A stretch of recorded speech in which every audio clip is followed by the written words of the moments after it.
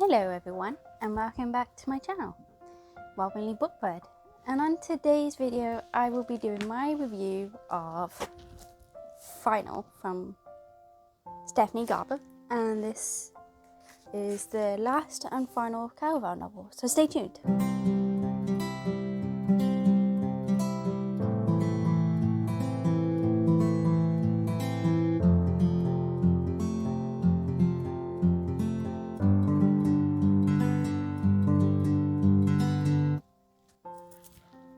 Now, one thing I really want to say about this cover is I just think it's really pretty. The version I have is the American version, which was brought by my boyfriend's family for my birthday, which I'm really grateful for. And I generally prefer the American version over the UK version. I love the fact it has a gorgeous gold heart in the middle. And the silver font's really pretty, and I love the little designs over here, as you can see. I just love it. And I love the inside sleeve, although I will get in, well. I love the design on the front of the hardback cover itself underneath the jacket, but I'll go into that in my overview of the series.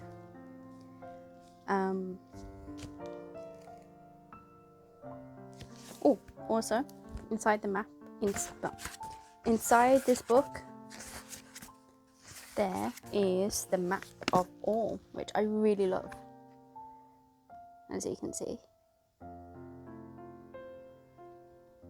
So the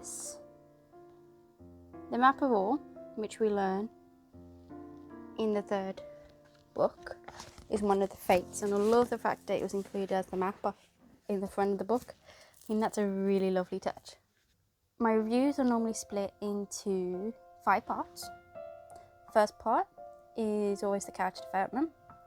I have pacing, world development, language, and plot development. And I'll be going through each of those sections in this review, and then I will give a score for each of the sections, and then that will equal into the overview of the score of the book, really. If you're wondering what that noise is, hold on, it's my hamster. She's nibbling the bars. She's quite new, so at some point I'm going to get her a better enclosure and try and stop her from nibbling the bars because it's bad for the teeth. But yeah, this is Galaxy, and she's very cute, and she's a bit camera shy. Where's the hamster? There she is. Yeah, I love her to pieces. She's our newest addition. I have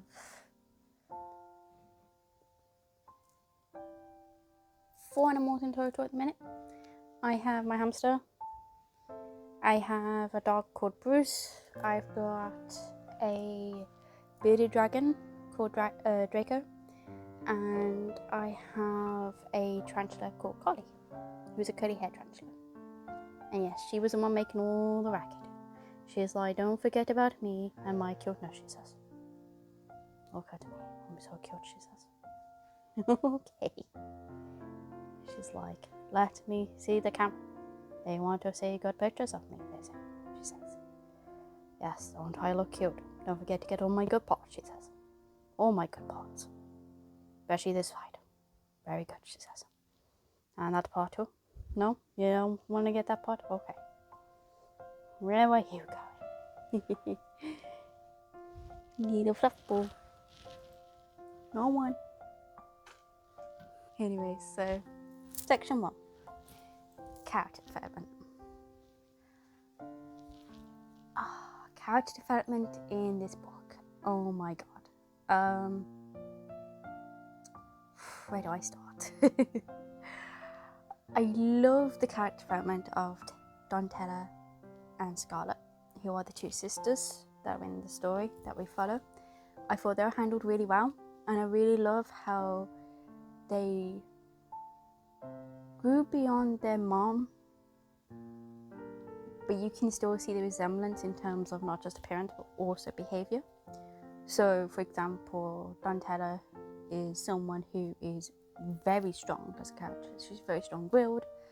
She's extremely courageous, and yet she's very closed off. And in this book, she really learns to open up much more, which in itself is a form of bravery. Scarlett, on the other hand, she's goes from like her mom to being, feeling all the emotions. I suppose her heart's much more on her sleeve. Maybe she takes after more of her dad, which I'll get into in a minute. But she learns to become brave and to not rely on people and just be strong. And I think that's really, really cool. They are my favourite two characters in this story. I love how they grew throughout the 3 books. And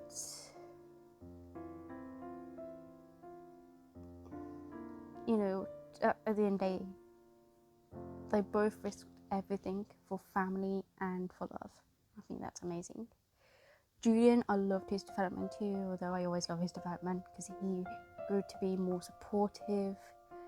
And it's nice to see a character who's more of a ladies' man kind of grow to be someone who's very loyal and just willing to do anything for the love of his life, and I think that's amazing. Dante is, well, as we know him as a legend now, he grew to be very, his growth in this book is amazing because he went from being very focused on immortality to focusing on wanting to be a reteller, and I think that's amazing. Jack's character development in this is a bit sort of all over the place a little. I couldn't quite tell which way he was growing, but then at the end it sort of came clear that he was choosing to be selfless and he let Tella go, and I think that's quite sweet too, even though he did trick her into marriage, but that's just typical Jack of being very well, he is a fate, so I suppose it's kind of understandable.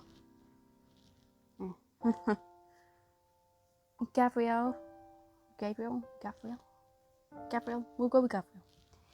He's actually turns out to be Scarlett's father, and he apologised at the end, which was a really nice touch, because it kind of shows that even he grew a little bit in that time. I thought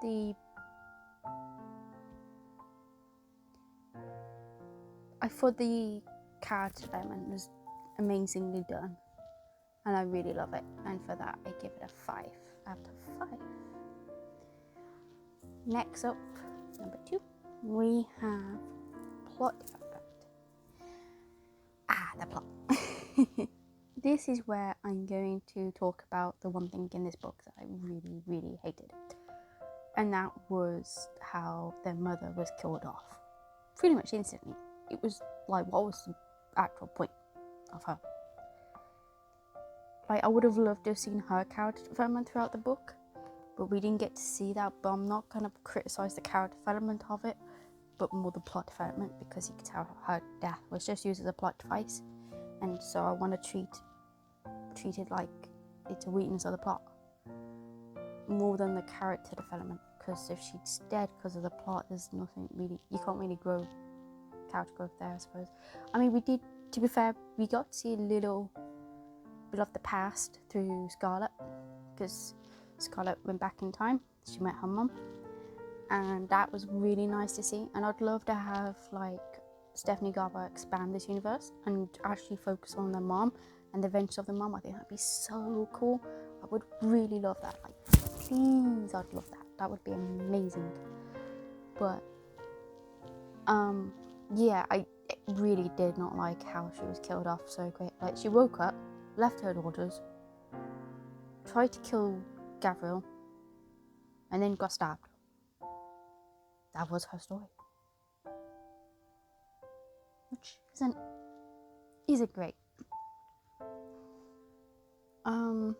But after that bit, and that was at the beginning too, which threw me off at the a bit, because I was like, it was a really weird place to kill off a really major character, I feel. I think Stephanie Garber should have at least killed, if she was going to kill off, maybe towards the end, which actually would have tied nicer into what happened with Gabriel and him apologising after he was basically on his deathbed. But yeah, it's not great. It wasn't great. But I do love the fact it started to get really good after that. It won itself back. It did. It won itself back. Because it started to focus on stopping the Fates and stopping Gabriel. So that was really cool. And I love the ending as well. The ending was really good. And I'm a weird one. I'm not a really big fan of finding out the end, because most of the time I always find the endings to be a bit of a letdown. But I really love the way Stephanie Garber did this. It was a lovely nod to the first book. And I love the fact it ended with Scarlet becoming queen. That was really cool. Like, something that she's always kind of pictured with castles and princes and princesses and all that. So it was really nice to have that ending for her, while Tella still got her ending of having an adventure, which suits her perfect. So I love that. And I like the plot twist as well about Gabriel being Scarlet's father. I think that's really cool. And it kind of helps you to understand why the mom didn't want to give Scarlet up. Because in the second book, you find out that Tella was sold off to the Fallen Star Temple. And she took it as the mom loved Scarlet more instead of her. But in this book, you actually find out that because Scarlet's a Fate, or could potentially become a Fate, she's not a Fate. She's got Fate blood, but she's not a Fate. But because she could potentially become a Fate, I think their mom must have saw that as she's a dangerous weapon in the hands of the temple, and that's why she didn't want to give her first daughter, which is kind of understandable, but not really at the same time. Like, it's understandable why not to give up Scarlet, but at the same time, she shouldn't have gave up Tella either. But there again, Tella promised to find out her daughter's biggest weakness. Yeah, when I found out that Tella and Legend had a daughter, it was like, oh my god. It was so good. I love that. That was such a good part. So, yeah, I really loved it. And I loved how, like, getting to know all the other Fates, that was really cool. I loved the assassin. And, yeah, the assassin was really cool. I liked the fact that he could just, like, appear and disappear anywhere. That's really cool. Oh, and the poisoner was cool too. I like it. Plot development, 4 out of 5. So yeah, number 3. Pacing. The pacing in this book was surprisingly much better than the two other books, I would say.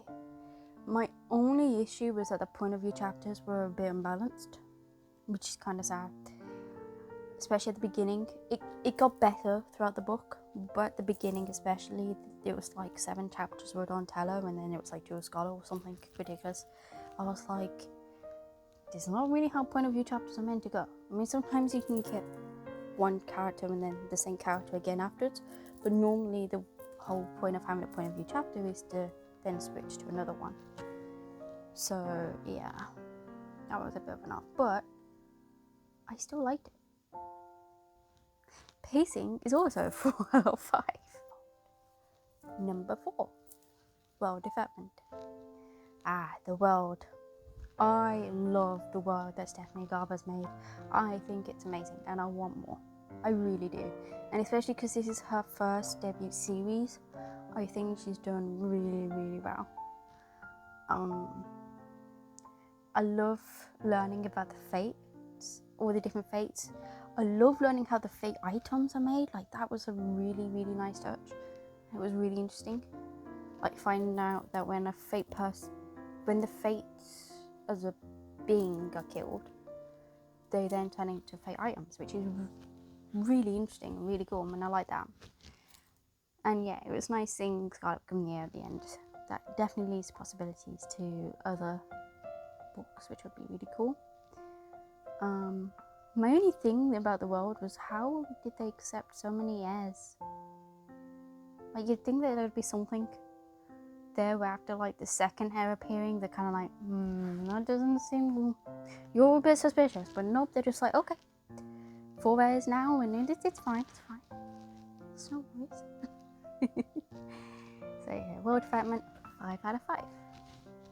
And number 5, language. And the language in this book, as usual, is still very beautiful and very whimsical. I really adore the language that Stephanie Garber uses in her books, especially when it talks about magic. I think it's really cool. So yeah, no, it's really pretty and I love it. Definitely my type of writing. So yeah, 5 out of 5. And we move on to the conclusion. So in conclusion, so yeah, overall, I really love the ending of this book. I love the ending of this series. I think it did amazing, and I felt that the ending made up for the start of the book, as it was, you know, a bit of a downer having the mum killed off so quick. Literally, it was just kind of like a whiplash. It was like alive, dead, and it was like, whew. Great. But the focus on the sisters and the love interest was done really amazingly, and it's actually made me appreciate romance as a genre much more. And for a series to do that, it's something, because I'm not normally a big fan of romance, but I think I'm slowly warming up to it. So yeah, it's definitely a book I recommend. It has its issues, I'm not disputing that, it really does, but it's worth the read and it's really enjoyable, and I really loved it. So 5 stars. So yes, thank you for watching today, and let me know what you think in the comments below of this book, and I hope you'll join me in the next one, which will be the overall conclusion, which will be fun. Talking about the overall conclusion of the series, which will be good. We'll talk about all 3 of them, how they work as a trio, and whether the series is worth investing into as a series as a whole. But yeah, I mean, I think you can tell from the reviews it's going to be pretty positive. Thank you for watching, and I hope you join me in the next one. Bye.